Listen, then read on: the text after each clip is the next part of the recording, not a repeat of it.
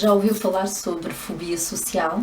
Hoje venho explicar-lhe o que é, como é que se manifesta e, sobretudo, como é que se trata.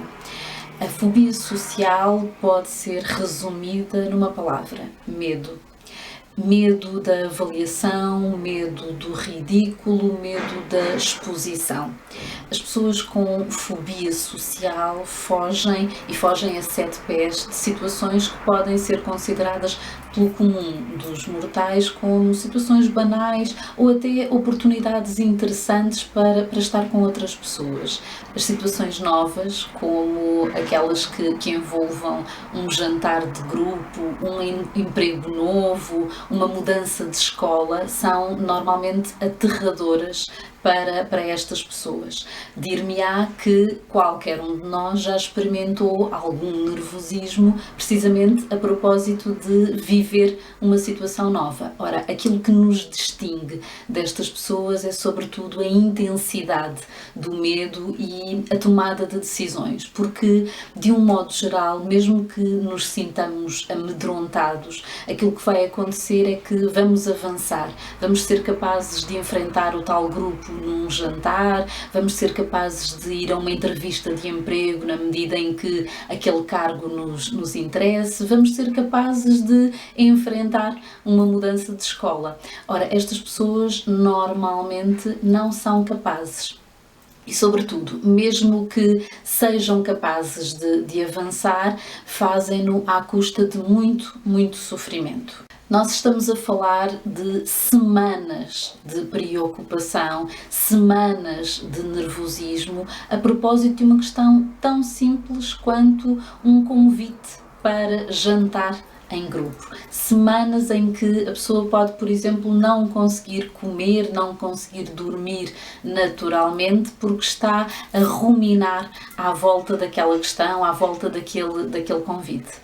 Quem pode ser afetado pela fobia social? Bom, qualquer pessoa pode padecer de qualquer perturbação ansiosa. No caso específico da fobia social, nós estamos a falar de uma perturbação que surge normalmente logo no início da adolescência. Esta não é uma perturbação que tenda a surgir, por exemplo, já na idade adulta. Os primeiros sinais, os primeiros sintomas surgem efetivamente muito cedo.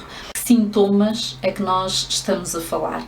Falamos de suores intensos, falamos de palpitações, aquela sensação de o coração estar muito acelerado, falamos de as pessoas corarem substancialmente, falamos de um mal-estar geral, nomeadamente náuseas, aquela sensação de que se está prestes a vomitar, tudo isto, como lhe dizia há pouco, em função ou em resposta a um simples convite, a um desafio que envolva ter de enfrentar alguma coisa de desconhecido.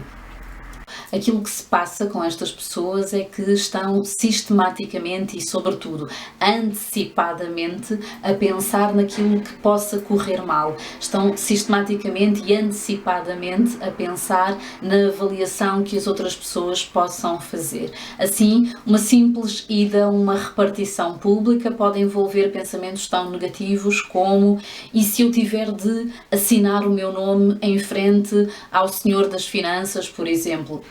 E se eu me enganar? E se eu escrever alguma palavra com um erro ortográfico? E, portanto, a pessoa não para de ruminar. Também a propósito de um convite para jantar, o mais provável é que estas pessoas se aflijam, que sofram profundamente com a simples ideia de terem de comer, terem de beber à frente das outras pessoas. E se eu me engasgar? E se eu entornar um copo? E se eu não souber como utilizar todos os talheres que estão na mesa? Sofrem profundamente com estas questões.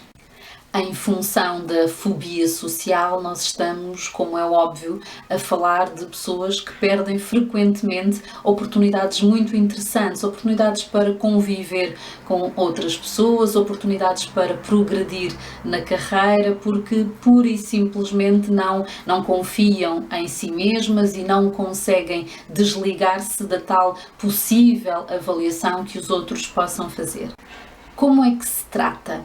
A fobia social, tal como acontece com outras perturbações de ansiedade, tem normalmente como resposta mais eficaz e mais sólida a combinação da medicação com a psicoterapia. Quando falamos de medicação, falamos normalmente de medicação antidepressiva e medicação ansiolítica.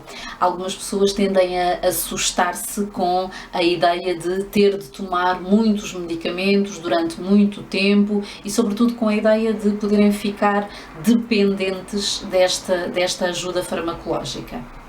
Aquilo que acontece, pelo contrário, é que estes medicamentos tendem a ser uma ajuda transitória, uma espécie de bengala de que a pessoa pode usufruir para, mais cedo ou mais tarde, adquirir competências que lhe permitam ter uma vida sã, uma vida harmoniosa. A psicoterapia é uma ajuda fundamental para as pessoas que sofram de fobia social. Em alguns casos é até dispensável a medicação e a pessoa acaba por conseguir dar a volta só com o acompanhamento psicoterapêutico. O que é que a psicoterapia pode fazer por alguém que sofra de fobia social?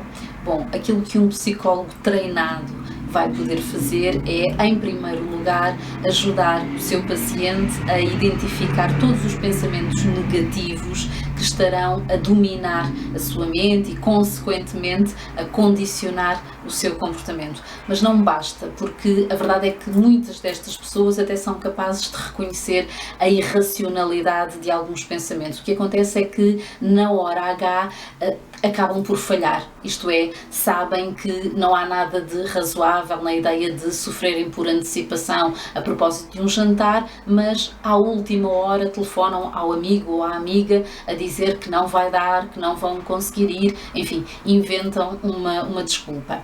Aquilo que um psicólogo treinado vai conseguir fazer é ajudar aquela pessoa gradualmente a sair da sua zona de conforto. A pessoa vai começar a correr alguns riscos, vai começar a sentir-se confortável fora da tal zona de conforto e vai, sobretudo, focar-se nas metas que quer atingir, porque viver com medo não é viver, é sobreviver.